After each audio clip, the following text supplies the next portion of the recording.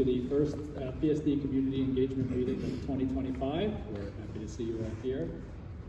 As usual, we'll be discussing matters of public safety related to the island. I'm going to turn it over to Chief Brown in a second, who will give you an overview of where we've been in the previous year and some of the things that we're keeping an eye on at the start of 2025.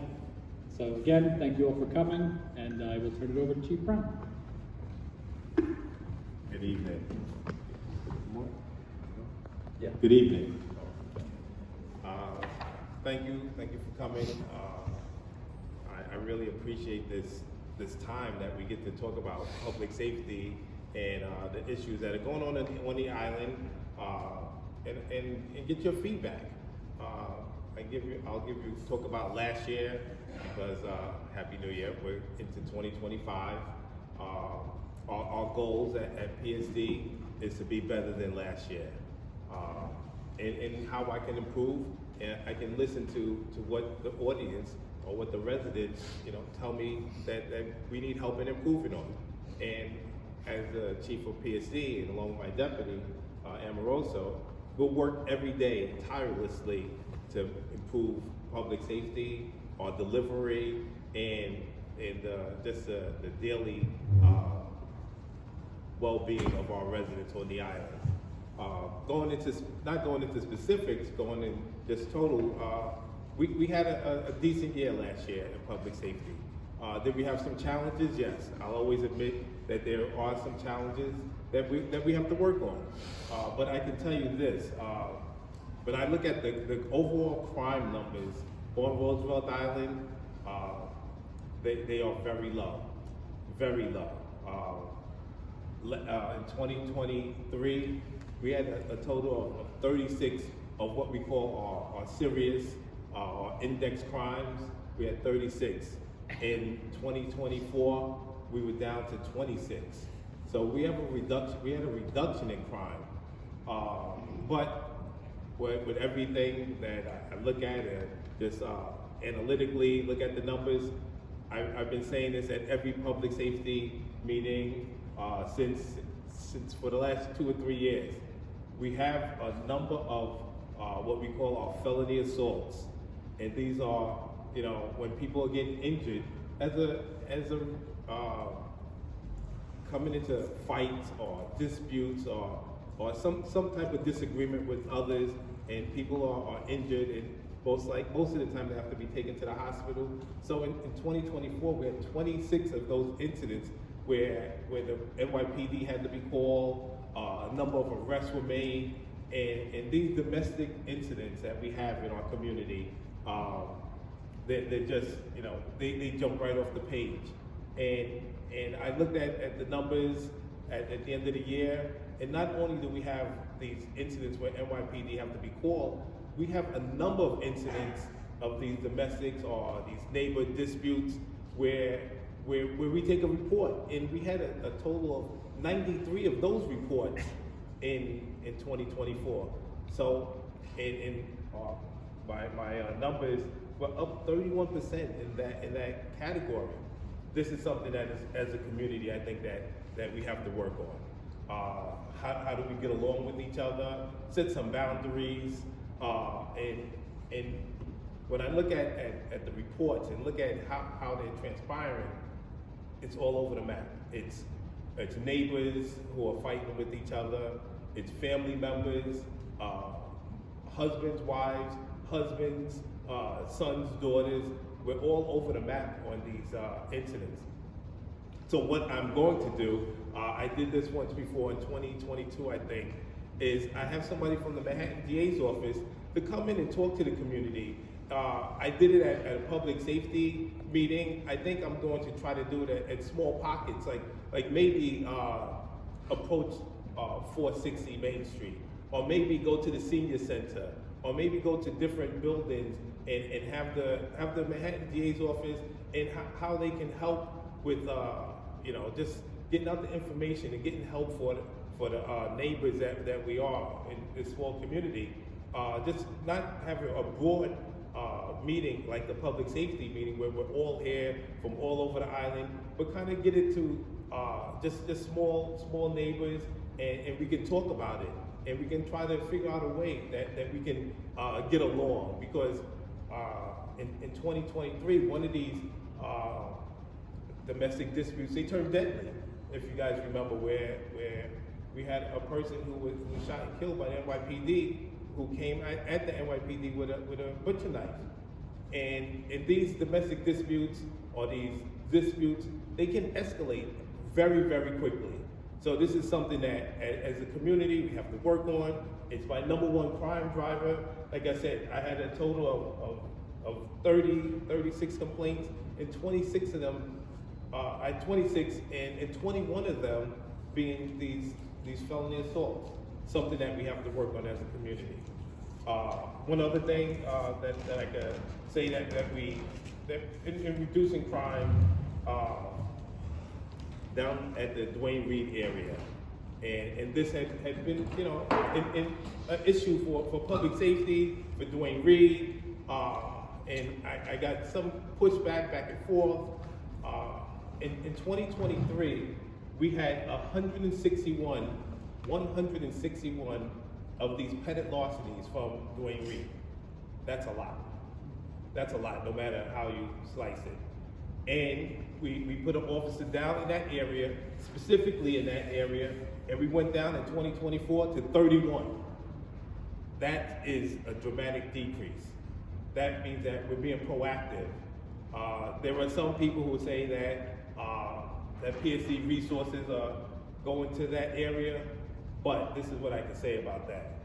There were other things that would happen with these petty larcenies down there. That our neighbors, our residents, that now people who are now committing these crimes in Dwayne Reed, Walgreens, that now they're being harassed also by the people who are also committing these crimes. So the officers being in the area, a small deterrence. Going down from 161 to 31 is a dramatic decrease, almost 80%. And this is something that, as a community, that is the best way to go forward. It's a little bit of a deterrent. My officers, this is what happens most of the time. And I don't want to, blame it 100% on the homeless issue, because we have a very small homeless issue, but we have a consistent homeless issue. I say that we know all of the homeless on the island. But when a person who's in the subway, they come out of the subway, they walk into Dwayne Reed to shoplift, commit a petty larceny, and then go back into the subway, they pass our residents. And now they, kind of like upset the apple cart. That this is something that with an officer there in the area that we could deter. And that's what we did in 2024. And we brought it down 80% of these instances. And my officers have engaged, because again, talking about the Manhattan District Attorney's Office, that if they put this out there to me, if we know some of the chronic people who commit these petty larcenies, that maybe that there are other avenues other than arrest, because I believe this also, you can't always arrest your way out of a situation, especially a chronic situation. That you have to get to what is causing this, and then maybe we can, head it off that way.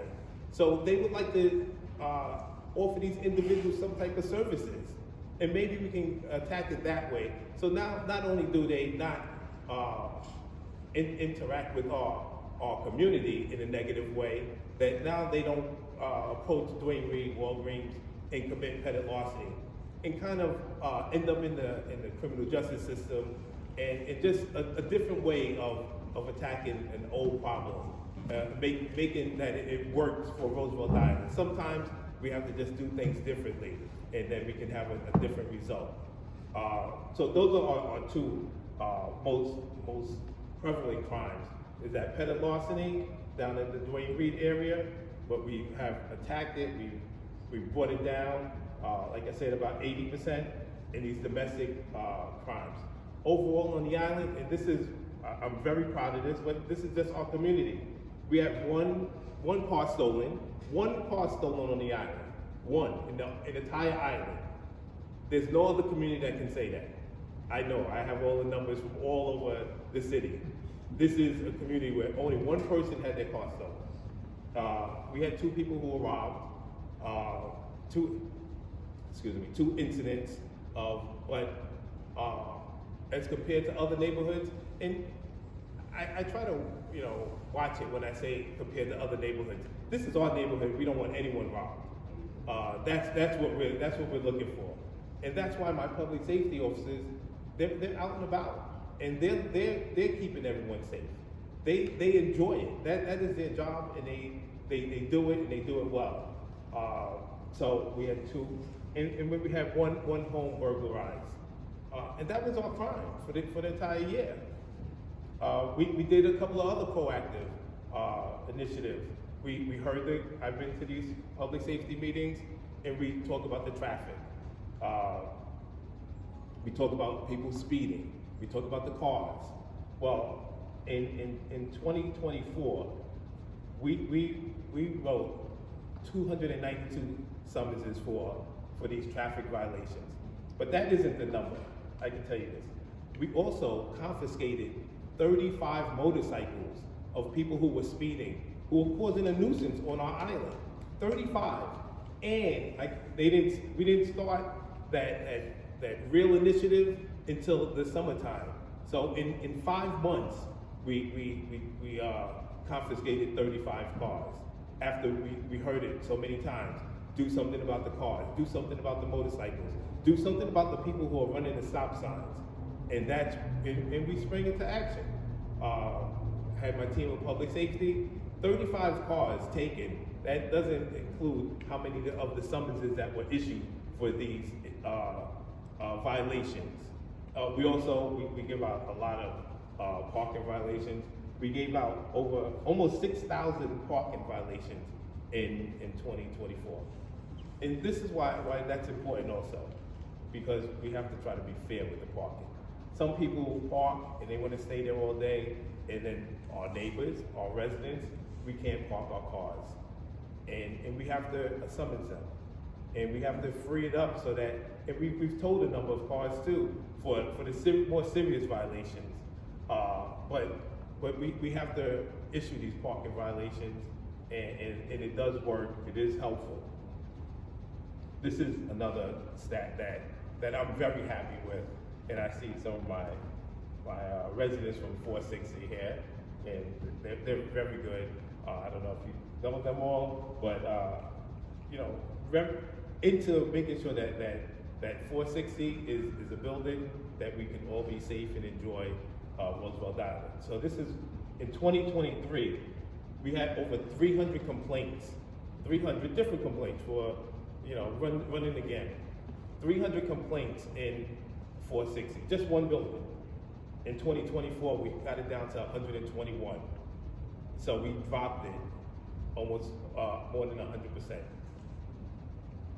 That, I call that a win. You know why I call that a win? Because the previous year, we had over 600, and then we got it down to 300, and then we got it down to 121 last year, and that I'm gonna tell you, that is the work of the 460 committee.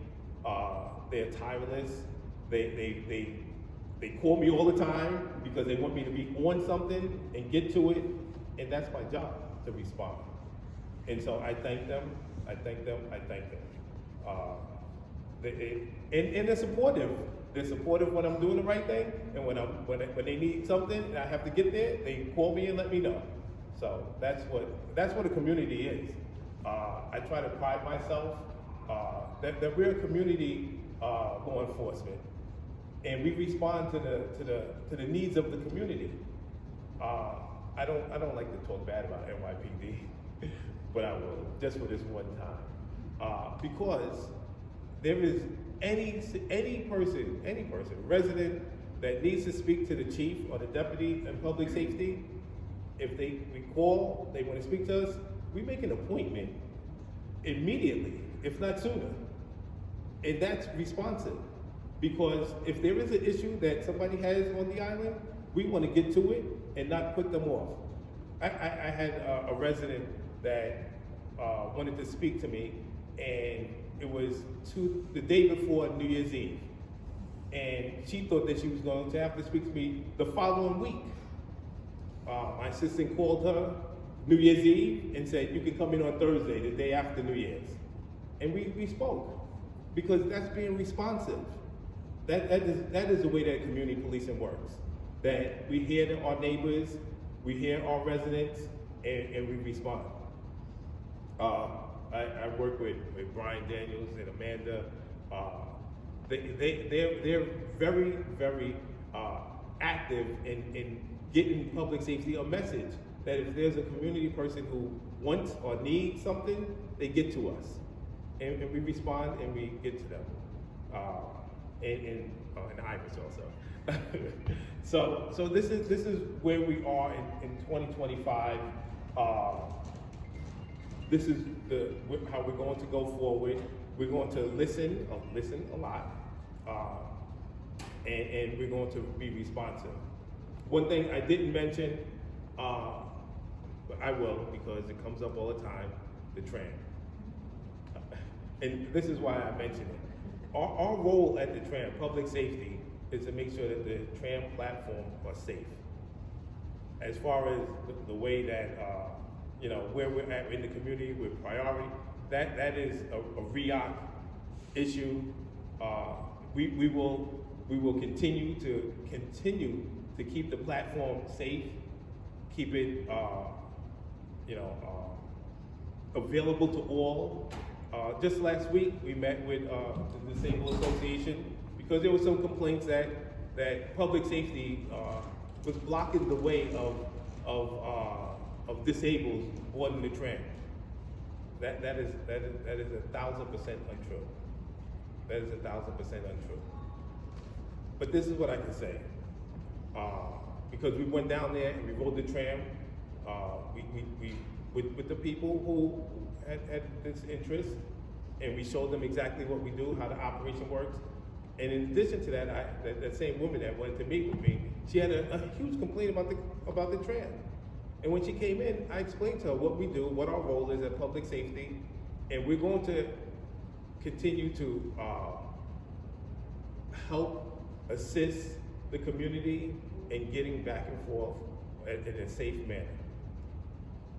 That's our role at the tram.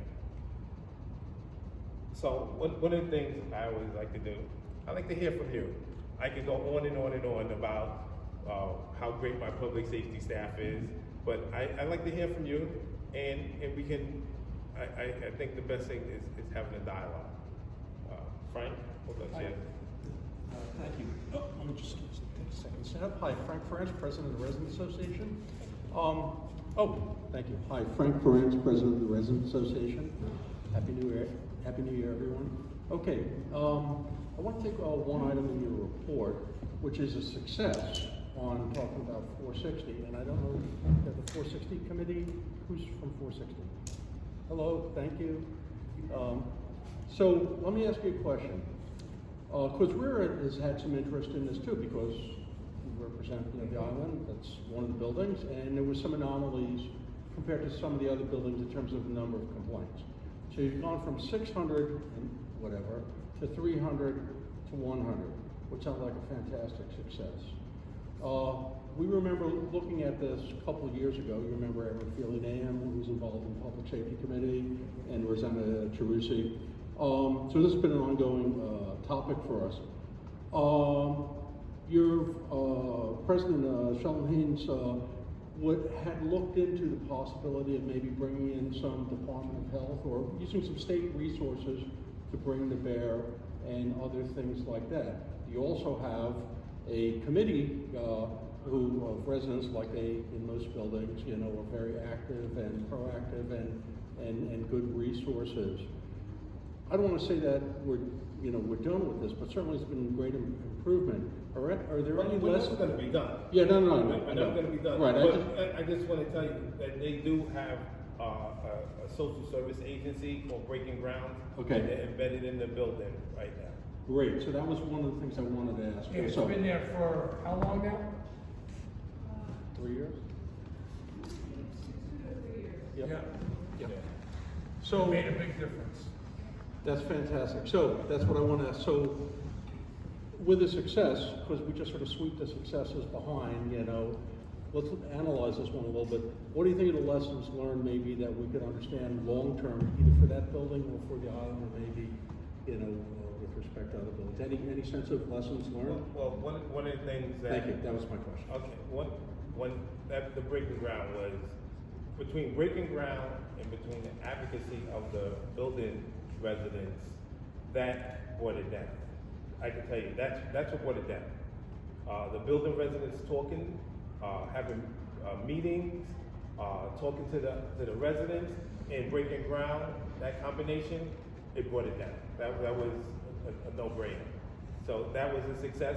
But, like I said, the building residents, they advocated for this social service to come there. Right. So, like I said, it was them who brought it, and then the agency together brought it down. So, and I'm going to thank them 1,000 times because they made my job easier.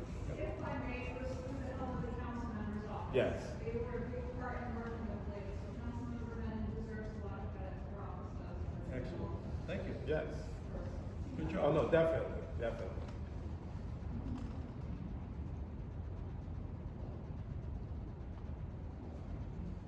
Questions? Rich, I'm sure you have a question. Not today? One of the issues, the perennial issues that people are talking about is the marijuana smoking in public. Yes. Any thoughts on that?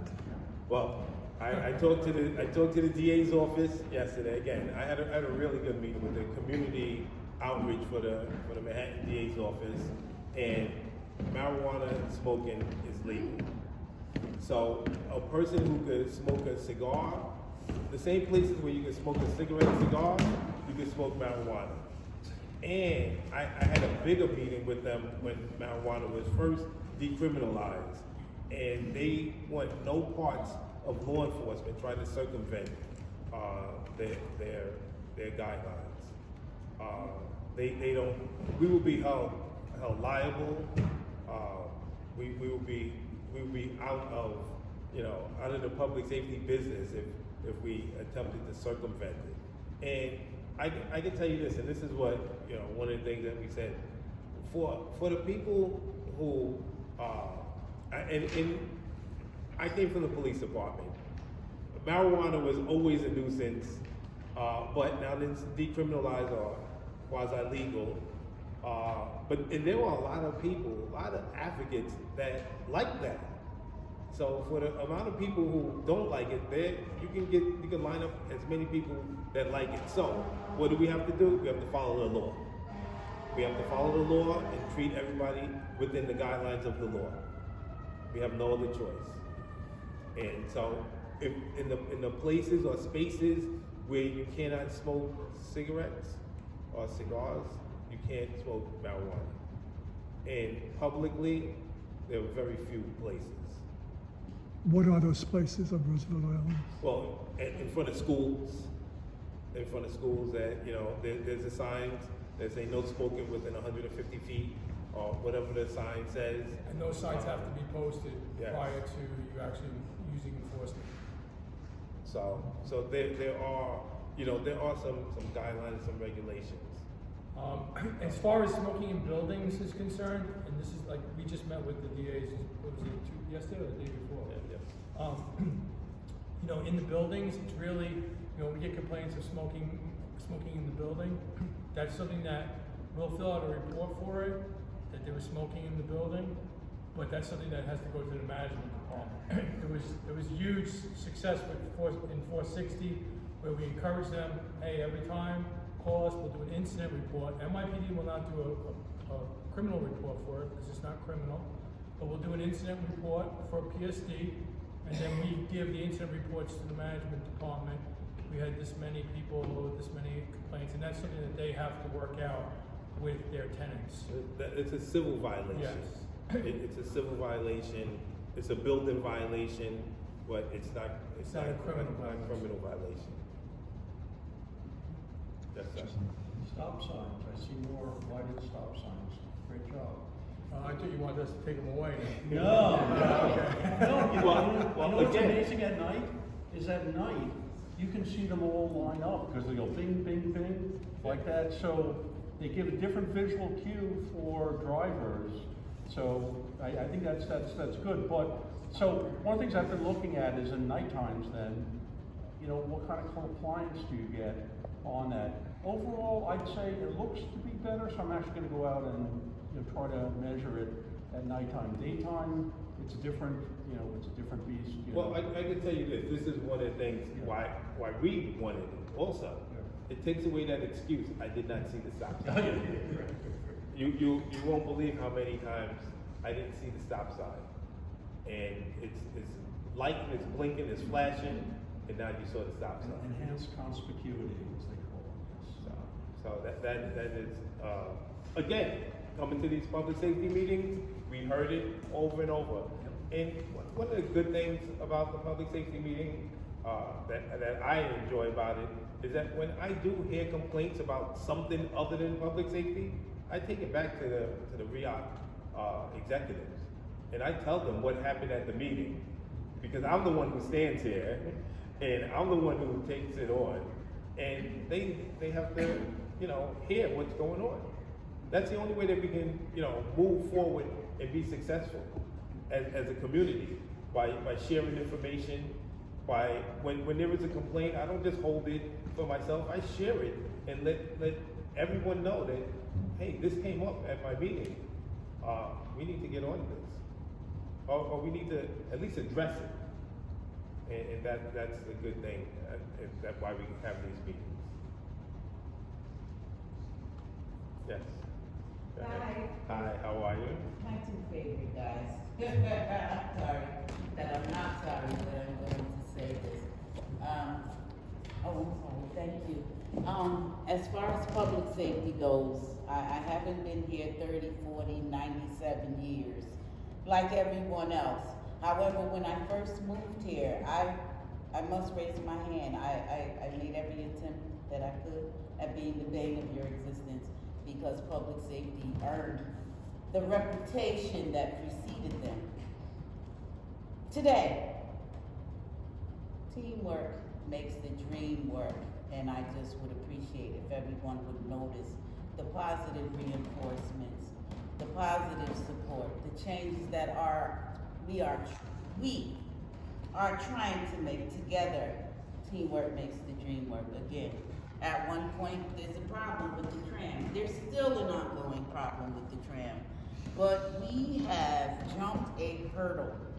There is safe seating being provided for our seniors and our disabled, which wasn't even an original part of the rhetoric about the tram. It was employees and residents, how selfish and self-centered.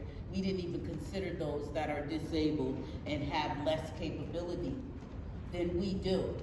And I'm just grateful to be in a position to be able to just walk in as an adult woman and have an adult conversation with two adult men who shook my hand and agreed to make this happen.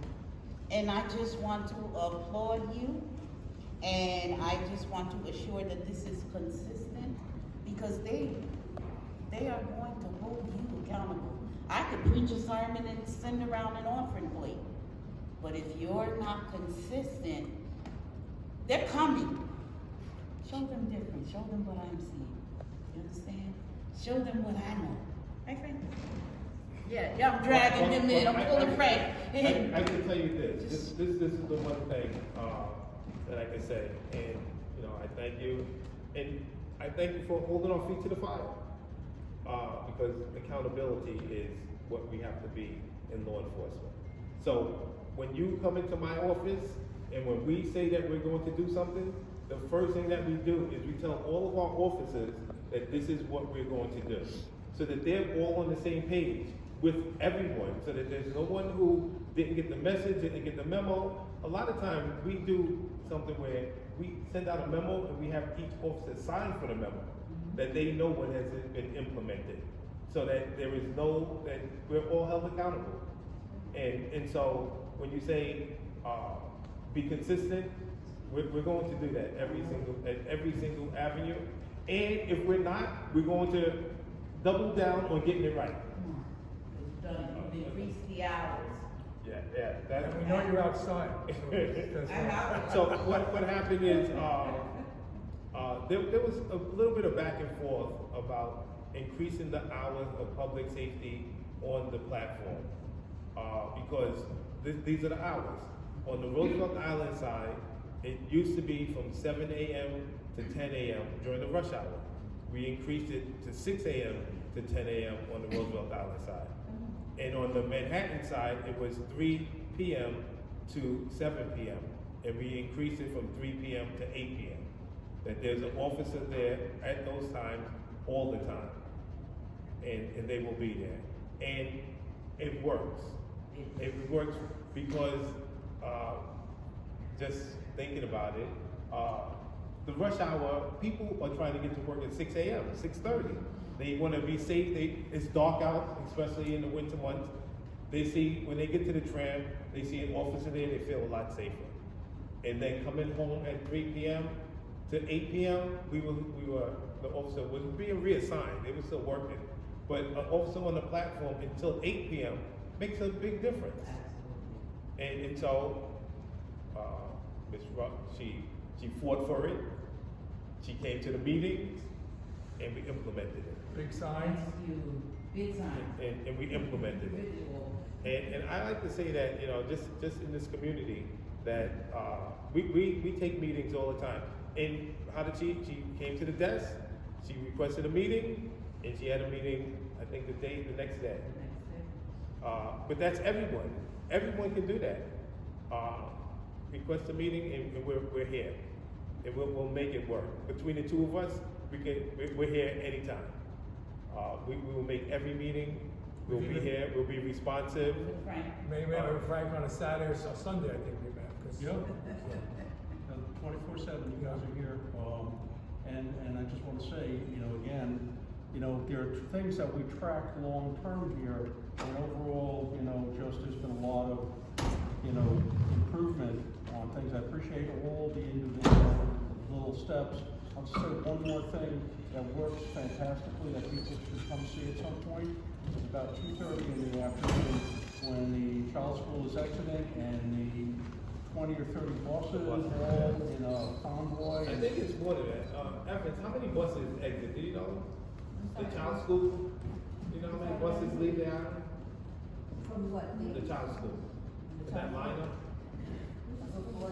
About 40 buses. Yeah, so I'm saying that's an example of something that you guys, because I like watching these kinds of things. You got the officers in the right positions, the traffic moves, while you look, everyone's safe. That's a pretty complex. It is a very complex. People don't Safety realize how problem. many Right. on the one But road. we have to get them on the island in the morning and off the island at 2:30. And also the every pedestrian day. crossing and all of the other, I'm just saying, that's something that we just sort of take for granted, but if you want to see a really well orchestrated operation, go look at that in the And afternoon. I'm gonna give 99% of the credit to the officers. Of course. Because this is from what I hear. And maybe I shouldn't give 99. I'll give 80% to the officers, and I'm gonna give 20% to Millie, because Millie's our crossing guard. Yes. Now, you see me pointing? Yes. So Millie's That's our right. crossing guard. That's right. And this is You're what right, happens. Girl, stop. They take pride in getting those kids safely off and on the island. That's right. That they know the kids, they know the families. They take a lot of pride in keeping those kids safe. And so that's why I have to, the officers, what Millie is, and she's the go-to person also. That if there aren't any issues, she comes right into the office. That's right. This is what happened down at the schools today. So we're on top of it, and they actually enjoy it. On the coldest days, they're out there. On the hottest days, they're out there. It's every single day. Bless their souls. Every Those day. cold days. And I thank them, and I thank Billy 1,000%. 1,000. Yes, ma'am. Hi, Dr. Brown. No. My point is actually about the tram and about maintaining your platform, which I certainly appreciate. On 2 occasions recently, I have been shoved from behind while entering the tram. And even though the tram operators say no pushing and shoving, whatever, and I'm not disabled, but I really feel that there needs to be a public safety officer at the point of entry, not just at the gateway. And also, on one occasion, this happened on the island side, not just Manhattan, which is, I think, more problematic. So just wanted to get your feedback. Well, I can tell, one of the things that we did, we reduced the amount of people entering the tram initially. These are issues that come up when there are crowds, right? Yeah. So when there are lines, we reduced it to 50 people on the tram initially. So on the platform, 50 people will enter, and then the tram, they have to wait for additional 50 people to orderly enter the tram. So when you go up to the platform, we used to have 100 people on the platform waiting. We reduced that in half, and that's how we're gonna board the tram, and then we'll have 50 people, and they will come up the stairs one at a time, and then board the tram. It may take another 2 to 3 minutes, but we've reduced the amount of people, so there shouldn't be any pushing on that side. On the Roosevelt Island side, I'm going to see what we can do about that also, because that shouldn't happen. But when there are long lines, they're usually in Manhattan. But I think that the best way to do it, because that's a 5-man operation in Manhattan when there's lines, and we don't have that many public safety officers because we're on the island also. But when we have the officers over on the Manhattan side, I think that the better thing to do is also watch the Roosevelt Island side at the same time, so that we don't have, because the people are going back. They're going back to Manhattan. And just to clarify, it's not that we're lessening the amount of people on the tram on the ride, just so you understand. It's not a Just- ride. It's The ride across. Let me clarify. The ride across, it's we're only putting. What we heard was people. There were too many people. Everyone was crowded. So what we're doing is we rate the balance, and the balance was we'll put 50 up. Once those 50 get on to the tram, people will have to wait a minute or two more. Then we'll send the other 50 up the stairs through, and then we'll load the tram up to its capacity, and then it will go across. So it's not that we lessen the number on the ride, it's just lessen the number on the platform to give people a little bit more space. That's great, but just a very brief follow-up, which is to clarify.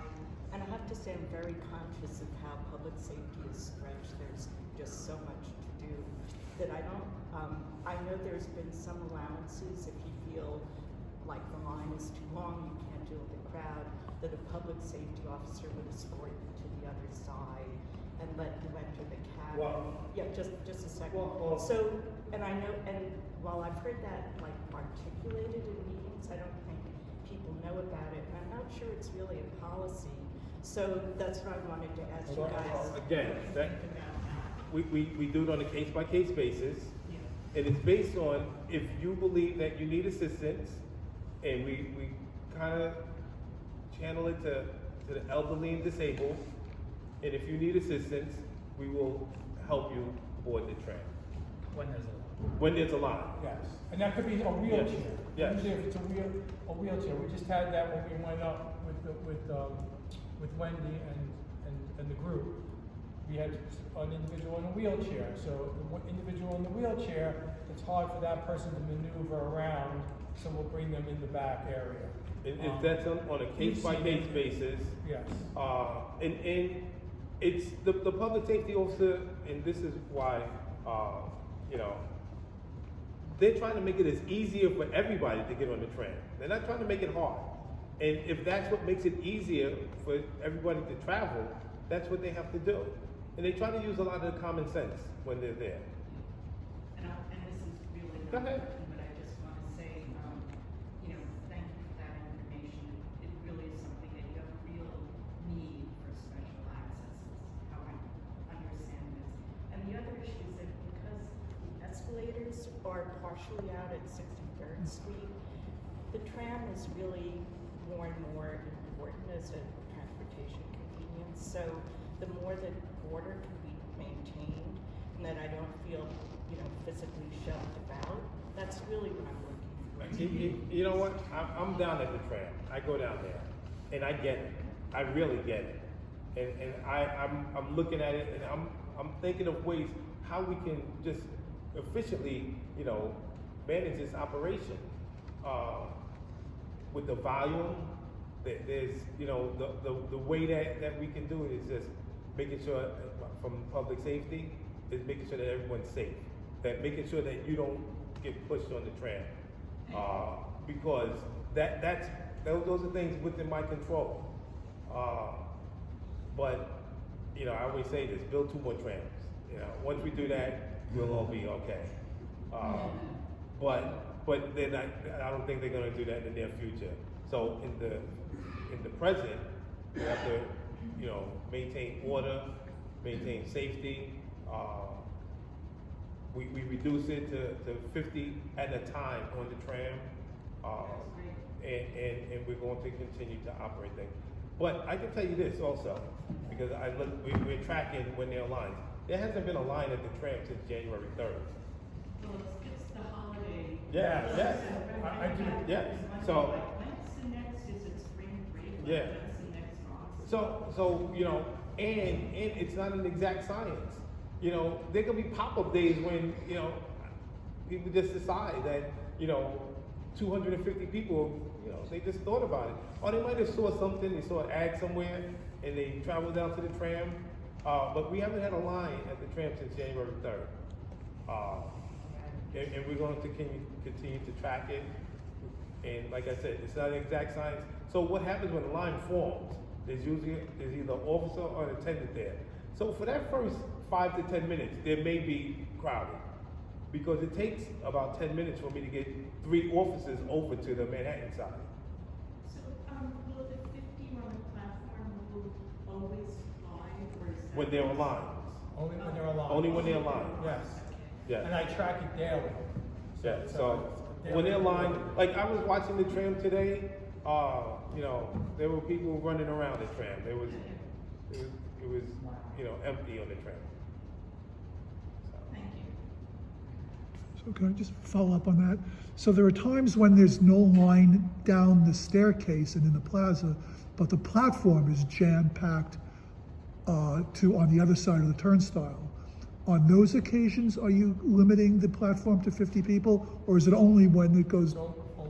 Only when there's a line down on the bottom of the platform. And we do have a little bit of our officer will be there, and we're going to have them also kind of not as the official word when there's a line, but also regulate how people get into the tram. Try to keep it so that there isn't this crush of people, because we limit it to 100 people. If there's more than 100 people there, then that's a line. And then we have them wait. No, because you get 100 people on the platform itself, but Yeah. there's no line down the stairs. But the problem still exists of people being pushed and shoved because of the 100 people on the platform, Yeah. regardless of whether or not there's a line down the stairs. But what we have seen is that's only for a few trips that 100 people will be in there. But we'll go back and look at it a little further. And that would be at a rush hour only, and we'll always have an officer during those rush hour times that the chief was talking about earlier. So that officer will be able to assess. So you think about it, if it's not rush hour, you're not gonna have 100 people on the area. The times that the chief said that we increased our officer presence is during the rush hour times. That's the only time you're ever gonna see that many. And it's very few times that you get that.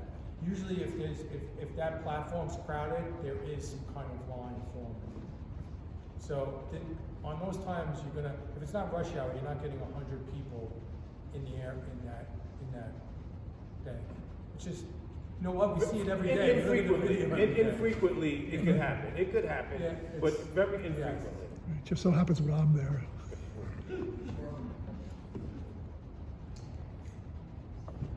Anybody else? Can you, there were a couple of incidents on the island. I was wondering if there's like an update on what happened to the person that fell on the subway tracks And so there was no criminality involved in that at criminality. all? I didn't follow up. The person is not a Roosevelt Island resident. The person was in stable condition when he was taken from the tracks to Bellevue Hospital. I would hate to speculate, but you go to Bellevue Hospital when you kind of are Right. losing a limb or something like that. But they were in stable condition, that person who was on the tracks. Okay. And then there was a fire in Roosevelt Landings. That fine, there was no one in the apartment. And You said the fire marshal was investigating it. I'm yes, just wondering if the there was fire marshal was investigating the fire. There was no one in the apartment, and I can follow up with the fire marshal. I have a good relationship with them. Thank you. All right, well, thank you, everybody. This is productive. I know Starlight has I can't see the audience.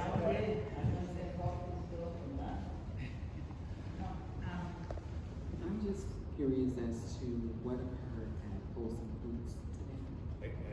They come through. What happened at Wholesome Foods today? In front of Wholesome Foods?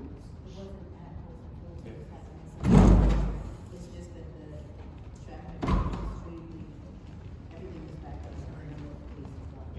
up. Nothing happened at Wholesome Food, but the police presence was that there was an emotionally disturbed person at 560, and they were taken out to the hospital for mental issues.